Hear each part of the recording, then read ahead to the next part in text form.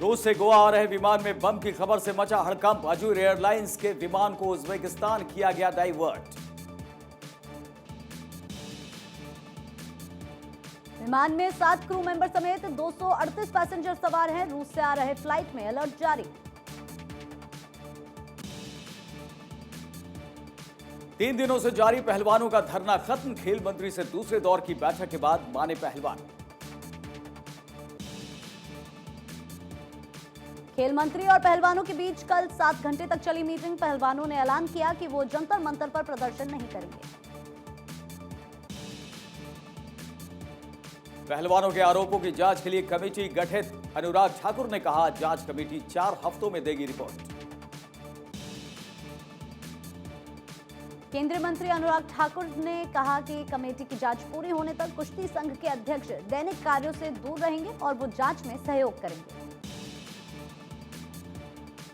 पहलवान बजरंग पुनिया ने कहा, हमें विश्वास है कि निष्पक्ष जांच होगी। केंद्रीय खेल मंत्री ने हमारी मांगों को सुना और उचित जांच का आश्वासन दिया है। पहलवान बजरंग पूनिया ने कहा कि हम अपना विरोध प्रदर्शन वापस ले रहे हैं। पहले भी डब्ल्यूएफआई अध्यक्ष की तरफ से खिलाड़ियों को धमकी मिली है, उसको लेकर भी हमें आश्वासन मिला है। आंतरिक सुरक्षा को लेकर केंद्र सरकार सख्त। दिल्ली में डीजीपी और आईजीपी सम्मेलन को संबोधित करेंगे प्रधानमंत्री नरेंद्र मोदी। आंतरिक सुरक्षा, आतंकवाद जैसी चुनौतियों पर होगी चर्चा। फरवरी में कर्नाटक दौरे पर जाएंगे पीएम मोदी। 4 रैलियों को पीएम करेंगे संबोधित।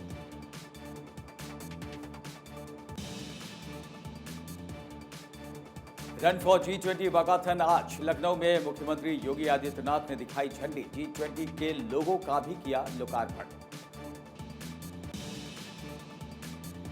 एलएसी पर जारी तनाव के बीच एयरफोर्स नॉर्थ ईस्ट में करेगी एक्सरसाइज। 1 से 5 फरवरी तक चलेगा युद्धाभ्यास। राफेल और सुखोई भी करेंगे शक्ति प्रदर्शन। बीजेपी अध्यक्ष जेपी नड्डा का कर्नाटक दौरा आज। पार्टी की 9 दिवसीय विजय संकल्प यात्रा को हरी झंडी दिखाएंगे। यात्रा विजयपुरा से शुरू होगी और पूरे राज्य से होकर गुजरेगी। यूपी के सीएम योगी आदित्यनाथ आज कई कार्यक्रमों में शिरकत करेंगे। G20 सम्मेलन को लेकर अधिकारियों के साथ करेंगे बैठक। मेरठ मंडल के जनप्रतिनिधियों के साथ भी करेंगे बैठक। दिल्ली के एलजी विनय कुमार सक्सेना और सीएम केजरीवाल के बीच तनातनी जारी। केजरीवाल ने ट्विटर पर लिखा, एलजी साहब आप दिल्ली की कानून व्यवस्था ठीक कीजिए ताकि कंझावाला जैसा दूसरा केस फिर न हो। दिल्ली सरकार अपने शिक्षकों को ट्रेनिंग के लिए फिनलैंड भेजने की हर मुमकिन कोशिश कर रही है। डिप्टी सीएम मनीष सिसोदिया ने कहा कि मुझे उम्मीद है कि आप शिक्षकों को ट्रेनिंग के लिए विदेश जाने की अनुमति देंगे। रक्षा मंत्री राजनाथ सिंह का पाकिस्तान को लेकर बड़ा बयान। कहा, चाहे पीओके हो या पाकिस्तान, वहां की जनता सुखी रहे, हम सदैव यही कामना करेंगे। रेप और हत्या के आरोप में सजा काट रहे गुरमीत राम रहीम सिंह को मिली पैरोल। राम रहीम को 40 दिन की मिली पैरोल। पिछले साल अक्टूबर में राज्यव्यापी पंचायत चुनाव और हरियाणा में आदमपुर विधानसभा के उपचुनाव से कुछ ही हफ्ते पहले पैरोल पर रिहा हुआ था राम रहीम। 2022 में उसे 3 बार 40 दिनों की मिली थी पैरोल। कर्नाटक के प्रवीण नेतारू हत्याकांड में चार्जशीट। एनआईए ने कर्नाटक की अदालत में पेश की चार्जशीट। पीएफआई के 20 लोगों को बनाया आरोपी। आतंक, सांप्रदायिक हिंसा, अशांति पैदा करने का था एजेंडा। गणतंत्र दिवस के मौके पर दिल्ली समेत कई राज्यों में अलर्ट। दिल्ली में पेट्रोलिंग हुई तेज। जवानों ने लोगों को सतर्क रहने को कहा। दिल्ली के कनॉट प्लेस के होटल में लगी भीषण आग। होटल के किचन में लगी थी आग। कड़ी मशक्कत के बाद आग पर काबू किया गया। जम्मू कश्मीर के कठुआ में दर्दनाक सड़क हादसा। खाई में गिरी बस, 5 लोगों की मौत, 15 घायल।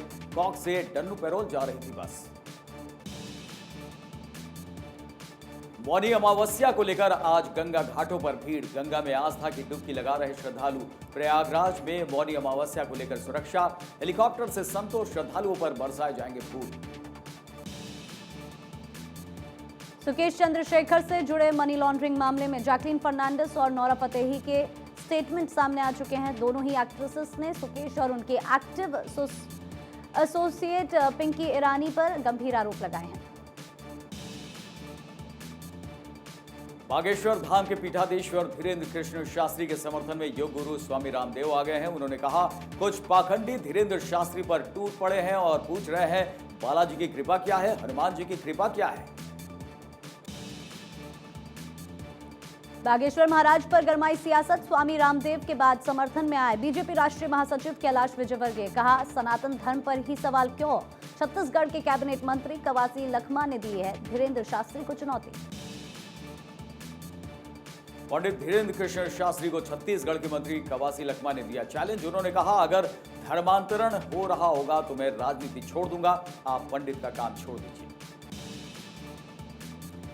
कर्तव्य पथ पर खास होगा इस बार का गणतंत्र दिवस समारोह। रिपब्लिक डे पर मिस्र के राष्ट्रपति होंगे मुख्य अतिथि। देवी की झांकी में दिखेगी महिला शक्ति की झलक। गणतंत्र दिवस परेड में नौसेना दल का नेतृत्व करेंगी लेफ्टिनेंट कमांडर दिशा। 15 साल पहले देखा था सपना। पुरानी पेंशन योजना बहाली को लेकर कर्मचारियों में नाराजगी, मांगे पूरी नहीं होने पर 50 कर्मचारी यूनियन ने दी चक्का जाम की चेतावनी। घाटी में बारिश और बर्फबारी हुई, तापमान में आई गिरावट के कारण लोग ठिठुरने के लिए मजबूर हो गए। भारी बारिश और बर्फबारी, तापमान में गिरावट आई है। सड़कों पर भूस्खलन और फिसलन बढ़ने से 14 रूट प्रभावित हुए हैं। हिमाचल प्रदेश और उत्तराखंड में भी बर्फबारी का सिलसिला जारी। सोलंग नाला से आगे लाहौल की चोटियों में 4 इंच तक बर्फ की परत जम गई है। अचल टनल से सिर्फ 4x4 वाहनों को जाने दिया जा रहा है। उत्तराखंड के जोशीमठ, चमोली और रुद्रप्रयाग के ऊंचाई वाले इलाकों में भारी बर्फबारी हुई, जिससे एक बार फिर से कड़ाके की ठंड लौट आई है। वहीं निचले इलाकों में हल्की बारिश हुई। कश्मीर के अधिकतर हिस्सों में ताजा बर्फबारी से श्रीनगर जम्मू राष्ट्रीय राजमार्ग पर यातायात ठप हो गया। घाटी से आने जाने वाली उड़ानें भी हुई प्रभावित। पहलगाम और गुलमर्ग के साथ साथ अनंतनाग, कुलगाम, शोपिया, पुलवामा, बडगाम, कुपवाड़ा, गांदरबल और श्रीनगर के ऊंचाई वाले इलाकों में बर्फबारी हुई है। इसके अलावा बर्फबारी और कम दृश्यता के कारण श्रीनगर हवाई अड्डे पर उड़ानें प्रभावित हुई। उत्तर भारत के राज्यों को शीतलहर से राहत जरूर मिली है, लेकिन उत्तर भारत के मैदानी इलाकों में बारिश लोगों को परेशान कर सकती है। मौसम विभाग के मुताबिक दिल्ली में 23 से 26 जनवरी के बीच बारिश हो सकती है। दिसंबर की तिमाही में रिलायंस जियो ने जोरदार मुनाफा कमाया। रिलायंस जियो को 4,638 करोड़ का मुनाफा। पिछले वित्त वर्ष 2021 से 2022 की इसी तिमाही में 3,615 करोड़ रुपए का हुआ था लाभ। एक हफ्ते के दौरान विदेशी मुद्रा भंडार में भारी बढ़ोतरी, 10 अरब डॉलर से बढ़कर 572 बिलियन डॉलर तक पहुंचा। फाइनेंशियल ईयर 2022 से 2023 में 10 जनवरी तक डायरेक्ट टैक्स कलेक्शंस की ग्रोथ 19% रही। नए वित्त वर्ष 2023 से 2024 में डायरेक्ट टैक्स कलेक्शन के मोर्चे पर लग सकता है झटका।